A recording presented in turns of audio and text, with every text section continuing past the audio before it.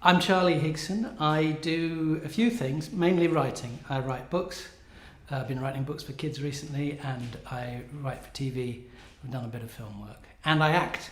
And people probably know me best from doing The Fast Show back in the 90s. I've always enjoyed painting, and in fact, when I was in the sixth form, I was torn between whether I was going to go to art school or go to university. And I can't remember exactly why I decided in the end to go to university, but I think probably I felt deep down I was better at writing than I was at painting. Well, when I ended up going to university, I formed a punk band, a student punk band. It was 1977 with a couple of fellow students, Paul Whitehouse and Dave Cummings, and we were called the Right Hand Lovers. And we had a brief but incendiary career, which I think is probably appropriate for a punk band. We lasted less than a year, and then I went on to form another band with Dave.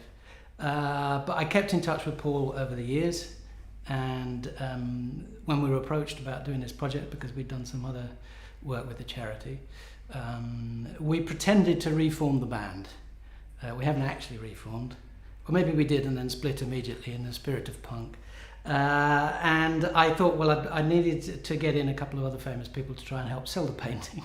So we got Simon Day from the Fast Show, who is also very much into his music and played Brian Pern in the TV series, the mock documentary about a musician. But also, I'm good friends with the composer David Arnold, who has done film and TV, most famously James Bond and Sherlock. And I mainly got him in because I thought, what is a good topic for this painting? It's inspired by this painting that the Beatles did, the only known painting they did together, which reminds me of the Tommy Cooper joke, where he says, I've got a Stradivarius and a Rembrandt. He holds up a painting and a violin. He says, unfortunately, Rembrandt was rubbish at making violins, and Stradivarius was a rotten painter. Yes, which is probably... Actually, no, the Beatles painting is quite good. But inspired by the Beatles painting, we thought, well, let's do a painting of the Beatles. And David Arnold knew George Martin very well. Had worked with him a lot over the years. He worked out of Air Studios, which was just George Martin's studio.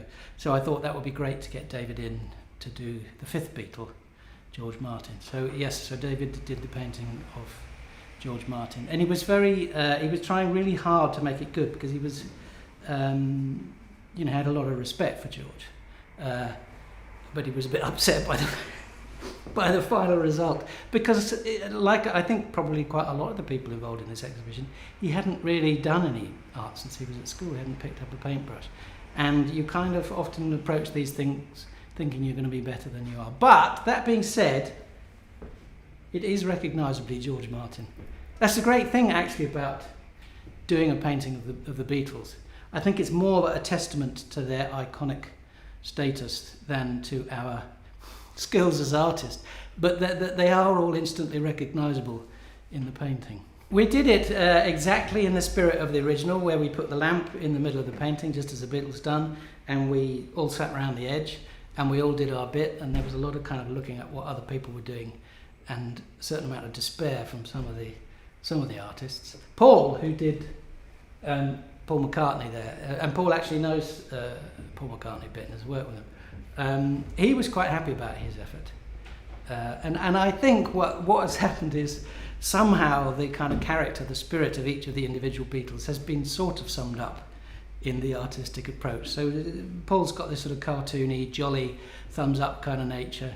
John Lennon is a bit of a mess, avant-garde, shall we say.